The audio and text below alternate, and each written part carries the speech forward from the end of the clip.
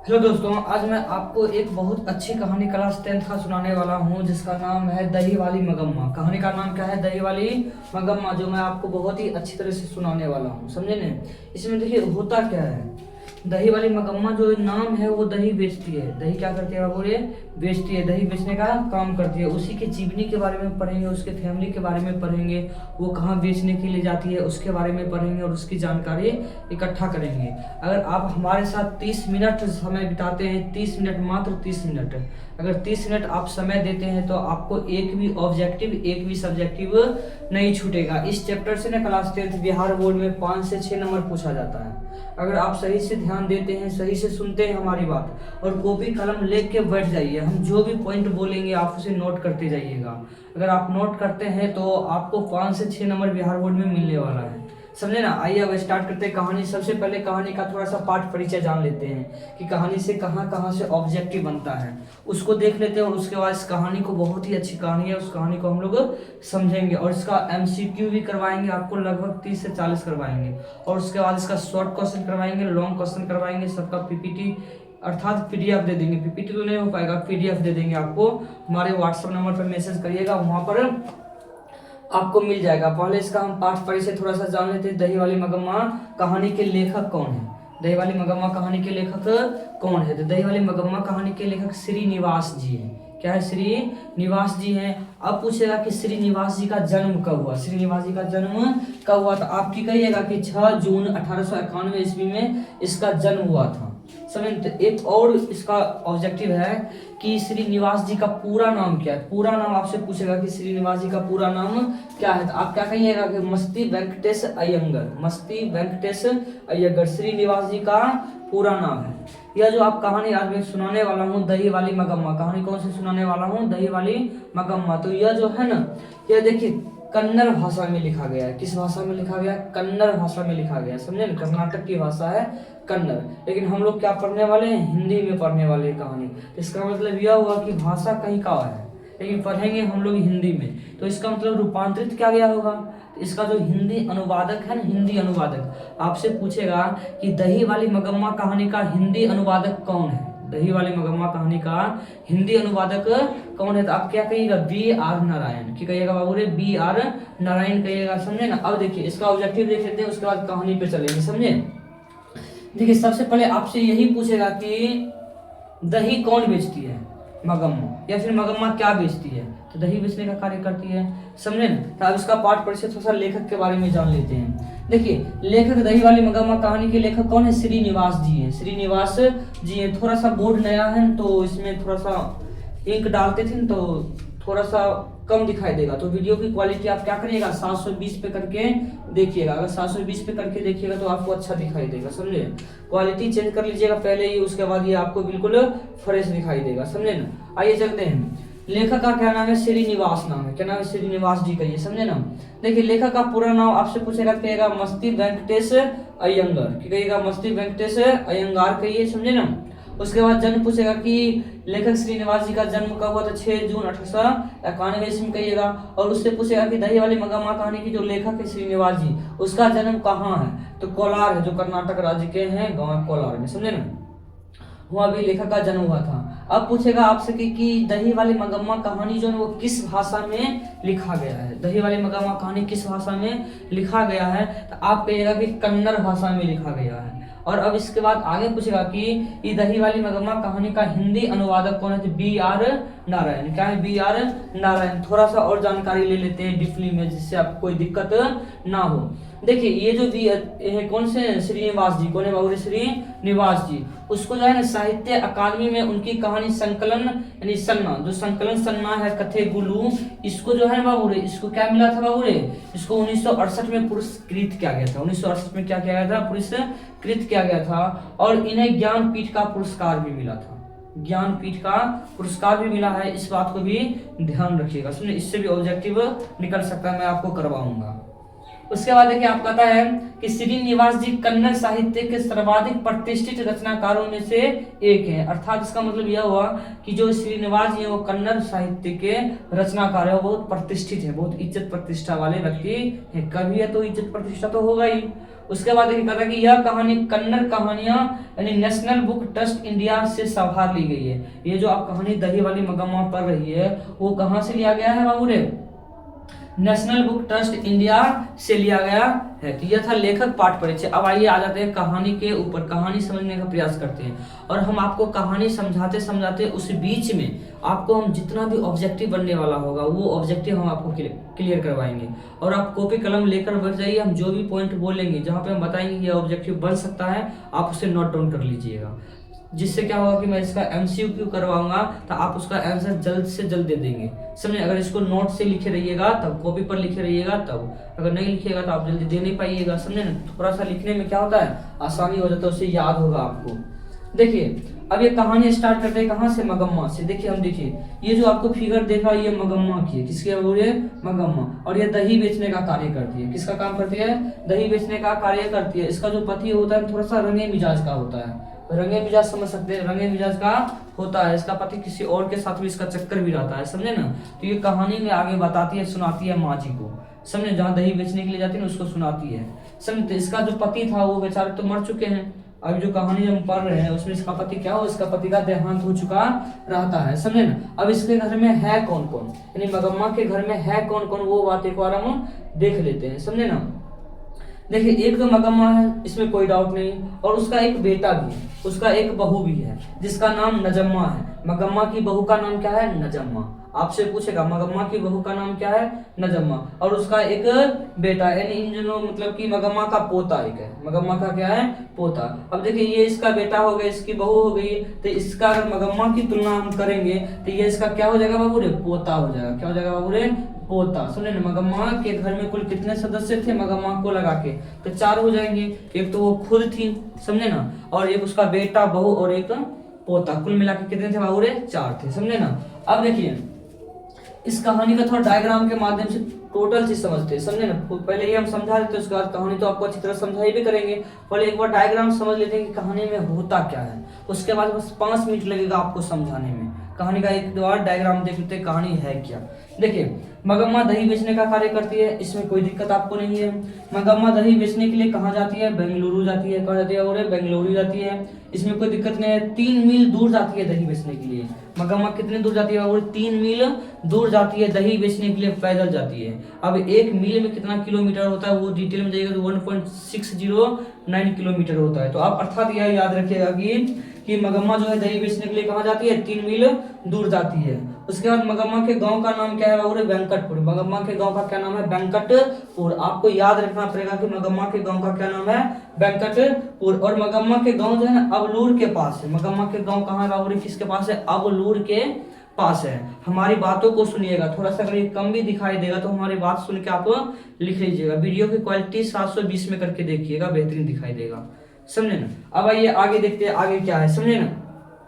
अब कहानी सुनते हैं। मगम्मा क्या होती है? सब दिन की तरह दही बेचती है, दही बेच के आती है। सास बहू, समझे ना, उसके पोता रहता है, सब आपस में रहता है। जब भी मगम्मा दही बेचने के लिए जाती है सुबह सुबह में, तब अपने पोते को दही लेके देती है।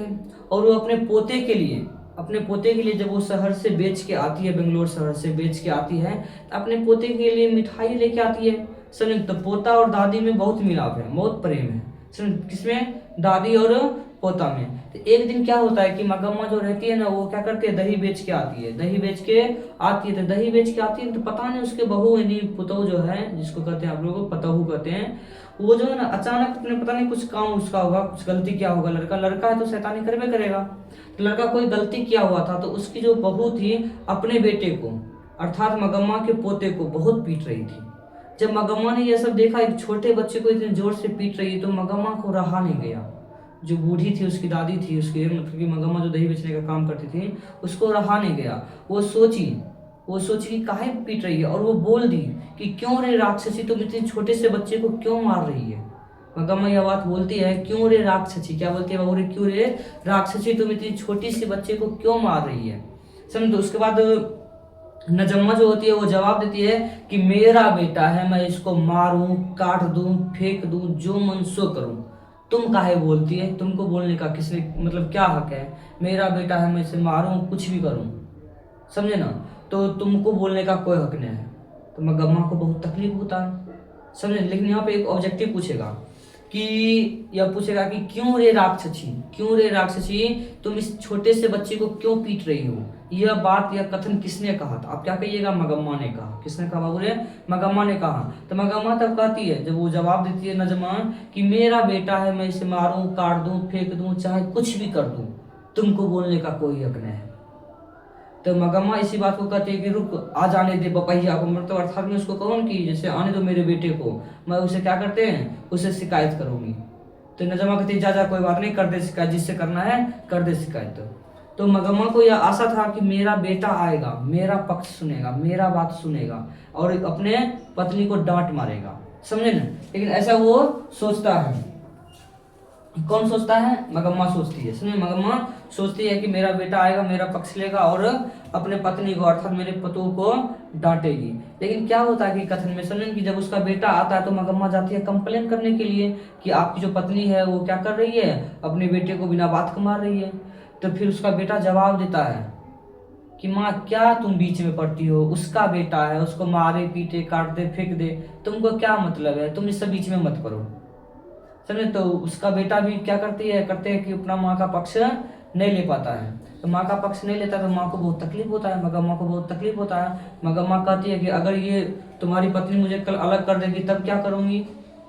तो तुम तो अलग कर दोगे, तुम्हारी पत्नी तो मेरे को अलग कर देगी। तो फिर उसका बेटा कहता है कि माँ मैं तो अलग नहीं करूंगा, अगर तुम अपनी इच्छा से अलग होना चाहती है तो अलग हो सकती है, इसमें मैं कुछ नहीं कर सकता हूँ। इसी बात पर क्या हो गया, मगम्मा को जब मगम्मा बहुत तकलीफ हो गया, बहुत गुस्सा हो गया, समझे न। तो मगम्मा सोची जब मेरा बेटा मेरा पुत्र मुझे अलग कर देगा ही, मतलब अभी नहीं कभी नहीं, कभी ना कभी तो अलग हो ही जाएगी। तो इसीलिए उस दिन ठान लिया कि मुझे अब भी अलग कर दो, अब भी, समझे न। मतलब उसी दिन दोपहर में वो क्या होगी, मगम्मा अलग हो गई। अब एक घर किसका हो गया, एक घर हो गया मगम्मा का अलग में, जो दही बेचने का कार्य करती थी। और उसके बाद एक घर हो गया जिस घर में उसका बेटा पतोहू, उसके बाद उसका पोता रहता था। मगम्मा दही बेचने के लिए बेंगलोर जाती थी, वहां पे जाती थी तो माँ जी के पास, जो लेखिका थी श्रीनिवास जी, उसके घर के पास माँ जी के पास जाती थी दही बेचने के लिए। उससे वो क्या करती थी, बेंगलोर शहर में किसके पास दही बेचने के लिए जाती थी, तो माँ जी के पास। आपसे पूछेगा ऑब्जेक्टिव में कि दही वाली मगम्मा, मगम्मा जो है दही बेचने के लिए बेंगलोर किसके पास जाती थी, तो मतलब अक्सर अक्सर जो कहानी पढ़िएगा आपको, अक्सर माँ जी की चर्चा है, तो हम उसी को लेके चलते हैं। तो माँ जी के पास क्या करती थी, दही बेचने के लिए जाती थी और उसको दही भी देती थी और उसके बाद उसके साथ सुख दुख सारे बातें करती थी। कौन, मगम्मा करती थी। सुख दुख की जितनी भी बातें होती है, मेरे घर में ऐसा हुआ, मेरे पतोहू ने ऐसा कहा, ऐसा हुआ वैसा हुआ, सब चीज बोलते रहती थी, समझे ना। और पहले क्या था, अलग होने से पहले जो था ना मगम्मा, जैसे कि दही बेच के जो भी रुपया पैसा लाती थी, तो उस रुपया पैसा से क्या होता था, समझे ना। अपने बहू के लिए कभी मान लो जो हाथ में कंगन पहनता है कंगन, गले में जो हार पहनता है वो होता है, कान में बाली हो गया, समझे ना। उसके बाद अंगूठी हो गया, ये सब क्या करती थी मगम्मा, खरीद खरीद के अपने बहू को देती थी, समझे। और अपने लिए फटे पुराने कपड़े पहनती थी, समझे, तब बढ़िया से नहीं रहती थी। लेकिन जब अलग हो गई तो अलग होने के बाद वो जब दही बेच के आती थी तो पैसा तो सब अपने पास रहता था। एक दिन क्या हुआ कि माँ जी के पास जो वो देखी ना, उसकी मतलब कि जिसके पास माँ जी जिसको कहती थी, जिसके पास माँ सुख दुख बांटती थी, वो मखमल का ब्लाउज पहनी हुई थी। किसका ब्लाउज पहनी हुई थी बाबू रे, मखमल का ब्लाउज पहनी हुई थी, जो लगभग 7 से 8 रुपए के आसपास होगा। यानी मखमल का ब्लाउज कितने का होगा, 7 से 8 रुपए का होगा। यानी मखमल का ब्लाउज मान लीजिए कि अगर ऑप्शन का ये ऑब्जेक्टिव आता है कि मखमल का ब्लाउज कितने का है, ऑप्शन में हो गया 7, 8 भी आ गया तो आप क्या लगा दीजिएगा, 8 लगा दीजिएगा, समझे ना। जिससे आपका 8 रुपए का अप्रोक्स रहता है, समझे, 8 रुपए का था उस समय। तो मखमल का ब्लाउज पूछती है और मखमल का ब्लाउज वो क्या करती है, पहनती है। मखमल का ब्लाउज सिला के पहनती भी है, समझे ना। अब पहनने के बाद रास्ते में जब आती जाती है तो उसको एक मिलता है अमराई का कुआं। क्या मिलता है बाबू रे, अमराई का कुआं। जैसे अमराई का कुआं नहीं होता जिससे पानी निकालते हैं, अमराई का कुआं रास्ते में मिलता था। एक गज मखमल के ब्लाउज का रुपया 7 से 8 रुपया था, समझे, याद रखिएगा, 7 से 8 रुपया एक गज मखमल के ब्लाउज का था, समझे। तो रास्ते में क्या मिलता था, अमराई का कुआं मिलता था। तो वो बेचारी क्या करती थी मगम्मा जो थी, समझे ना, वो अब अकेले रहती थी, पैसा जो कमाती थी तो कमाने का तो कमेबे करती है, इसमें कोई दिक्कत है नहीं, समझे। तो वो अपने फुटानी करने लगी एक तरह से। वो सोचने लगी कि मेरा पति जीते जी थे तो हम कभी भी अपने लिए नई साड़ी नहीं ले पाए, मर भी गए, पतों को देखे अपने लिए कपड़ा सही ढंग से नहीं पहन पाए, खाए सही से नहीं, सिर्फ दिन बेटा पुतों के लिए बहुत कुछ किए पोता के लिए, लेकिन अपने लिए कुछ नहीं कर पाए। तो ये सोचती है कि क्यों ना अपने लिए भी कुछ किया जाए। बेचारी क्या करती थी जानते हैं, मखमल का ब्लाउज पहन लेती थी, समझे ना, और उसके बाद 5 सुपारी खा लेती थी। 5 सुपारी खा लेती है ऐसे मुंह में हैं करते करते, समझे, और इस पे दही लेके मखमल का ब्लाउज पहन के ऐसा लगो कि जैसे कि कोई एक बूढ़ी माता है जिसको आप जींस और टॉप पहना दीजिए, एकदम आपको क्या लगेगा, जवान लगती है। ठीक उसी तरह से क्या होता है कि वो जो थी कौन, दही वाली मगम्मा, अर्थात मगम्मा जो थी वो क्या करती थी, वो मखमल का ब्लाउज पहन ली थी और उसके बाद गुटखा खा लेती है, समझे ना। जैसे गुटखा खाते हैं कि हम लोग तो गुटखा खाते थे, लेकिन वो 5 सुपारी खाती थी। क्या खाती थी, 5 सुपारी खा के अपन दही का हांडे इस पे लेके चल देती, दही ले लो दही ले लो दही ले लो दही ले लो दही ले लो, बेचते रहती थी, समझे ना। तो एक बार क्या हुआ कि उसी के गांव का एक और था आदमी, समझा ना, रगम्पा। कौन था बाबू रे, रगम्पा, जो एक जुआरी टाइप का था। रगम्पा था जो किस टाइप का था बाबू रे, जुआरी टाइप था। उसको पता चल गया कि मगम्मा के घर में विवादित है, मतलब कि सास बहू लड़ले हैं। अर्थात सब गांव में होता है, हमारे बगल में भी होता है, हमारे घर में तो नहीं होता, अगल बगल में होता है, देखते हैं, समझे। तो रगम्पा जुआरी टाइप का था ना, उसको पता चल गया कि मगम्मा के पास पैसा बहुत है। मगम्मा के पास पैसा किया बाबू रे बहुत है, हम काहे ना मगम्मा से कुछ पैसा ले लें। तो एक दिन समझे क्या हुआ कि अमराई के कुआं के पास में, समझे ना, रगम्पा जो था, समझे ना, उसका पीछा करने लगा मगम्मा का। मगम्मा बेचारी डर गई, उसको लगा ये लड़का हमारा काहे पीछा करता है, बूढ़ पुराना आदमी को, बूढ़े लोग को काहे पीछा करता है। वो बेचारा पीछा कर रहा था, थोड़ी देर पीछा किया। पीछा करने के बाद वो उससे क्या मांगता है पता है, वो क्या लगाते हैं 5 सुपारी में व्हाइट कलर का चूना, क्या लगाते हैं और चूना, थोड़ा सा चूना मांगती है, समझे ना। तो मगम्मा लेके दे देती है। तो उस दिन तो बात टल गया। फिर एक दिन ऐसा आता है कि फिर उसी कुएं के पास उसका पीछा करने लगता है, और ये जो रहता है ना, क्या बोलते हैं, जो रगम्पा है वो क्या करता है, मगम्मा का हाथ पकड़ लेता है। और मगम्मा का हाथ पकड़ लेता है तो मगम्मा डर जाती है। वो सोचती पता नहीं, ऐसा जैसे वो मतलब कि रगम्पा हाथ पकड़ा हुआ था ना, तो ऐसे लग रहा था जैसे कि मगम्मा सोच रही थी ऐसा हाथ तो मेरा पति ने कभी नहीं पकड़ा था, जैसे से रगम्पा ने पकड़ लिया था। कभी कभी हम सुन रहे थे तो ऐसा किसी ने कहा था कहानी कि रगम्पा जो था ना, मगम्मा से शादी करना चाहता था। रगम्पा मगम्मा से क्या करना चाहता था, शादी करना चाहता था। लेकिन यह कथन हमारे हिसाब से सत्य नहीं है, सुनिए ना, हमने पढ़े हैं कहीं, चर्चा ऐसा किया नहीं है कि रगम्पा मगम्मा से शादी करना चाहता था। तो रगम्पा का उद्देश्य था मगम्मा के पास जो पैसा है उसे कर्ज ले ले, कर्ज ले ले और दे भी ना, समझे ना। तो ऐसा वो चाहता था, समझे ना। और वो हाथ पकड़ के रगम्पा जो था दूसरे दिन मगम्मा का हाथ पकड़ के कहता कि कुछ पैसे हमें कर्जा लेके दे दो, हम तुम्हें दे देंगे, हम तुम्हें क्या करेंगे बाबू रे, दे देंगे। ऐसा कौन कहता है, रगम्पा कहता है। किससे कहता है, तो मगम्मा से कहता है। तो मगम्मा उस दिन चुपचाप निकल के चल जाती है। यह बात जो होता है ना, यह बात समझे ना, सारा बात की घटना ना, ये जो थी मगम्मा वो माँ जी को जाके सुनाती है, क्योंकि वही उसका सुख दुख बांटती थी, समझे, आपस में सुनाती थी। समझे, यह बात पता चल गया किसको, नजम्मा को, जो मगम्मा की बहू थी, जिसको पुतहू कहते हैं। सुनिए, उसको पता चल गया कि ये जो है रगम्पा, गांव का जुआरी व्यक्ति जो है, समझे, वो मगम्मा से क्या चाहता है, पैसा चाहता है। तो उसका बेटा भी सोचा, मगम्मा का बेटा और पुतहू सोचा कुछ तो उपाय करना पड़ेगा। तो नजम्मा ने एक योजना बनाया। नजम्मा ने क्या बनाया, एक योजना बनाई कि हम ऐसा कुछ करते हैं, समझे ना, ऐसा कुछ करते हैं जिससे क्या हुआ कि हम सास पुतोह आपस में फिर मिल जाए। तो उसका जो पोता था, उसका क्या था बाबू रे, मगम्मा का पोता, वो तो सब दिन दादी के पास सुबह सुबह जाती थी, दादी उसको इधर से देती थी दही। और जब वो 3 मील दूर बेंगलोर से दही बेच के आती थी मगम्मा, समझे, उसके लिए मिठाई लाती थी। क्या लाती थी बाबू रे, मिठाई। तो बच्चा दादी के साथ बहुत घुल मिल के रहता था। तो वो क्या की जानते हैं नजम्मा, नजम्मा ये किए कि वो अपने बेटे को सिखा दी, जो मगम्मा का पोता था उसको सिखा दिया कि तुम जाओ दादी के पास रहना, और हम कितनों मारेंगे पीटेंगे तुम नहीं आना, हम कितनों बुलाएंगे तुम नहीं आना, अपने दादी के पास रहना। उसका पोता, मगम्मा का पोता बड़ी समझदार था, समझे ना। तो बेचारा रुक गया, चल गया वहीं पे। और जाने के बाद वो मगम्मा को क्या करते हैं बाबू रे, मगम्मा के पास रहने लगती है। मगम्मा क्या करते हैं, उसको मारती पीटती नहीं है, बल्कि हाथ पकड़ के उसको फिर वहीं भेज देती है, जाओ तुम अपने माँ के पास जाओ, नहीं तो तुम्हारी माँ क्या करेगी, तुम्हारी माँ फिर तोरा मारेगी, तुमको फिर मारेगी, इसीलिए तुम क्या करना, अपने माँ के पास रहो। लेकिन बच्चा होता है, बच्चा बहुत जिद्दी होता है, बच्चा चाहता भी था कि दादी के पास रहे, बच्चा चाहता था दादी के पास रहे, और वो दादी के पास रहना भी चाहता था, दादी के पास रहना भी चाहता था। वो नहीं गया।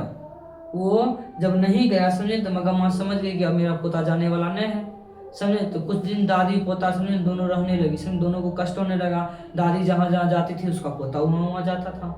समझे ना। तो एक दिन क्या होता है कि मगम्मा का जो पुतौ होती है और उसका जो बेटा होता है वो आती है, समझे, मगम्मा के पास आते हैं और मगम्मा से क्या करते हैं, माफी मांगते हैं।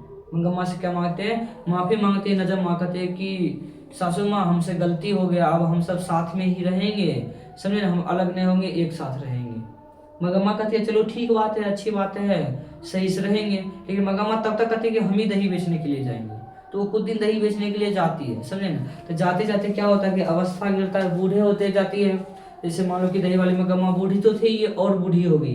तो नजम्मा कहती है मगम्मा से कि सासू माँ आप काहे अब जाते हैं दही बेचने के लिए, हम जाते हैं दही बेचने के लिए, आप बैठो, आप घर में रहो, मैं जाती हूँ दही बेचने के लिए। तो अब क्या करती है, अब नजम्मा जो रहती है, नजम्मा वो दही बेचने के लिए बेंगलोर शहर जाती है, समझ। तो एक दिन कुछ दिनों के बाद ऐसा होता है कि नजम्मा और मगम्मा भी साथ में जाती है, उसका पोता भी साथ में जाता है। तो साथ में जाने के बाद वो क्या करती है मगम्मा, समझे ना, वो जो लेखिका है, समझे, जिसको हम मांग जी के नाम से कहती है, मगम्मा जिससे सुख दुख बांटती है। कौन थी बाबू रे, जिसको माँ जी कहती थी बेंगलोर शहर में, जिसके अपने दुख सुख बांटती थी, उसके पास ले जाती है और मगम्मा उसको बताती है कि यही मेरी पतोहू है, यही मेरी बहू है, जिससे हमारा नौका झोंका चलते रहता है। नौका झोंका क्या होता है, चलते था, अब हम सब मिलकर रहते हैं, प्रेम से रहते हैं। ऐसा कौन कहती है, नजम्मा होती, मगम्मा कहती है, किससे, माँ जी से कहती है, समझे ना। ऐसा माँ जी से कह देती है और माँ जी से कहने के बाद अब क्या करती है, अब कहती है कि जाते हैं, बहू से मिला दिया माँ जी को,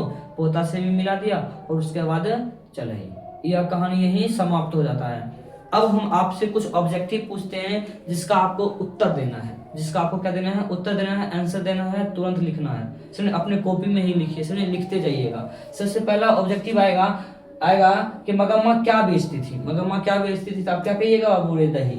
अब पूछेगा कि दही वाली मगम्मा के लेखक कौन है, तो कहिएगा बाबू रे श्रीनिवास जी। फिर पूछेगा कि श्रीनिवास जी का पूरा नाम क्या है, तो कहिएगा बाबू रे मस्ती वेंकटेश अयंगार। आप ऑब्जेक्टिव खुद से बनाइएगा जिससे आपको याद करने में आसानी हो। पूछेगा कि श्रीनिवास जी का जन्म कब हुआ था, 6 जून 1891 ईस्वी में कब हुआ था, बाबू रे कोलार कर्नाटक में हुआ था, आप याद रखिएगा।